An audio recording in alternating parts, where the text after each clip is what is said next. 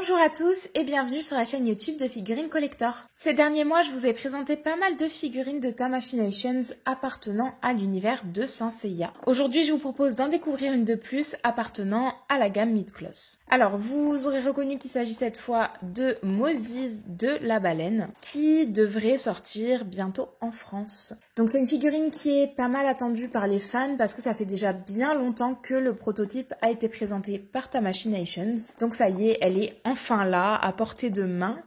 Donc je vous propose de la déballer tout de suite et qu'on n'attende pas plus longtemps. Comme d'habitude, on va avoir la figurine qui est répartie dans plusieurs essuies de plastique. Donc dans un premier temps, notre personnage avec ses pièces d'armure, comme vous pouvez le voir là. On va avoir ensuite d'autres pièces d'armure, des visages additionnels et des paires de mains additionnelles que je vais vous montrer tout de suite ici. Donc comme vous voyez, donc ça c'est toujours évidemment en supplément des visages, du visage et des mains qui sont déjà sur la figurine. Et enfin le dernier étui avec ce qui semble être les parties du totem. Donc on va voir juste après. On va monter tout ça. Et enfin, comme d'habitude, une petite notice avec, je pense qu'il n'y a que la notice dans celui-ci. Oui, c'est ça. Donc, une petite notice qui va nous permettre de monter notre personnage et notre totem. Voilà un petit peu de quoi est composée la boîte. Pas mal de choses à voir. Je vais monter le totem, comme d'habitude, en accéléré. Et puis, on va voir un petit peu ce que ça donne ensuite.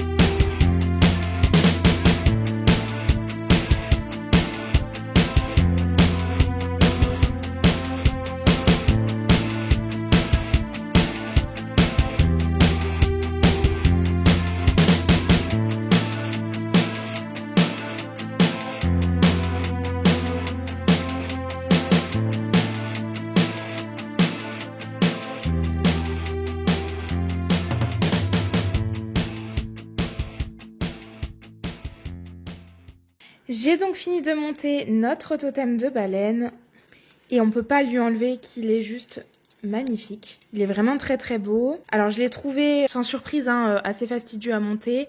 Il y a beaucoup de petites pièces, énormément de pièces en fait tout simplement à monter sur cette baleine. Donc je l'ai trouvé plus compliqué à monter que les 2 précédentes vidéos que j'avais faites, 2 ou 3 je sais plus, mais en tout cas plus compliqué que ce totem là. Par contre le résultat en vaut vraiment la chandelle, vraiment elle est très très très beau ce totem. Le paint job est très joli, il y a juste un petit aspect un petit peu granuleux sur la partie métallique ici, mais rien de choquant. Les reflets sont très beaux, je trouve les pièces plus robustes que sur les autres totems où elles étaient très légères et là c'est pas le cas. On a quelques pièces plastiques, on a d'autres pièces qui ont l'air métalliques. Un petit socle sur le dessous pour permettre de tenir la baleine, pour pas qu'elle tienne en équilibre. Donc ça c'est très bien, ça rajoute de la stabilité. Ce que j'aime beaucoup c'est que vraiment tout est caché, tout est pensé pour s'agencer, pour cacher tous les dessous des pièces, etc. Donc c'est vraiment un très très bon travail. Il faudra juste voilà, vous munir de patience. Et ça devrait le faire, prenez votre temps et il ne devrait pas y avoir de soucis. Maintenant que j'ai tout monté, je vais tout redémonter pour vous monter cette fois-ci l'armure sur notre personnage. Et puis on se retrouve juste après pour un petit débrief.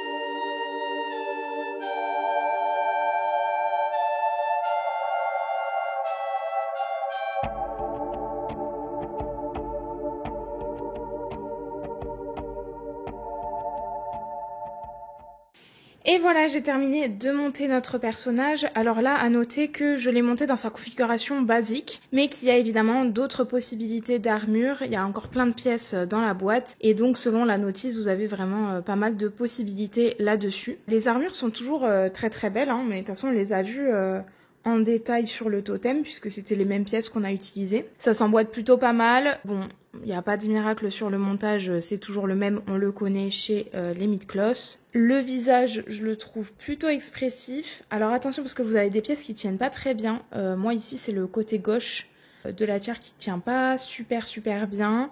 Je pense que c'est une histoire de trou qui est peut-être un peu trop large, à faire attention là-dessus. Donc le visage, je disais, plutôt expressif. J'aime beaucoup comment il est taillé, comment il est dessiné, comment il est sculpté. Le mouvement des cheveux est très chouette. On a les articulations, alors particulièrement les épaules, dans ce sens-là, qui sont un petit peu durs à bouger, mais j'avoue que je préfère ça que des articulations qui sont trop molles parce que ça fait que bouger. Là c'est pas le cas, ça tient bien en place quand on bouge les membres, donc ça c'est chouette. On a également, alors les armures elles bougent pas mal, donc ça c'est très bien pour bouger justement nos épaules sans que ça gêne et sans que ça fasse tout sauter. Ici les genoux. On a également la petite pointe de pied comme d'habitude. Le personnage est plutôt lourd, donc on n'a pas trop de problèmes d'équilibre. J'ai pas trop galéré à l'équilibrer. Donc non, il est vraiment, vraiment chouette, je trouve. Moi, je l'aime beaucoup. Et moins... Alors je vais dire cheap, évidemment que les autres n'étaient pas cheap, hein, mais je le trouve mieux que les précédents que j'ai fait qui appartenaient du coup à d'autres gammes. Il me semble que c'était que des autres gammes que j'ai fait. C'était la gamme Mid-Gloss, mais je crois qu'il y avait du Revival et je sais plus exactement ce que je vous avais présenté en review. Celle-ci c'est la gamme classique et vraiment je le trouve pas mal du tout. Alors à noter qu'avec vous avez 3 visages additionnels qui sont fournis. Donc un premier visage avec un sourire un peu agressif. Vous avez un autre visage, donc bouche ouverte pour un cri ou comme s'il était en train de parler. Et enfin le dernier, dents serrées, mais cette fois-ci un peu plus sérieux, un peu plus agressif. Donc voilà, de quoi faire hein, avec ces 3 visages. Ça balaye quand même un panel assez large d'expression. Vous avez également les 3 mains supplémentaires pour aller du coup avec ces points fermés. Donc on a de quoi faire, je pense qu'on a de quoi explorer quand même plusieurs possibilités. Donc c'est vraiment pas mal. Pour terminer, comme d'habitude, on va mesurer notre personnage. Donc là, on atteint les 20 cm de haut. Donc plutôt pas mal. En termes de dimension, ça reste cohérent avec ce qu'on avait vu précédemment. Et vous aurez à peu près 10 cm de largeur. Alors ici, les largeurs d'épaule. Et bien évidemment, cette dimension-là va varier selon la pose que vous lui donnez. Voilà pour cette figurine. J'espère que vous aurez apprécié la découvrir avec moi. On a très hâte qu'elle sorte en France en tout cas. Si jamais vous êtes intéressé, vous pouvez d'ores et déjà la précommander sur notre site internet et vous trouverez le lien en description. N'oubliez pas de liker la vidéo, de laisser un petit commentaire, ça fait toujours plaisir, et surtout de vous abonner à notre chaîne YouTube. Moi je vous dis à la prochaine, bye bye!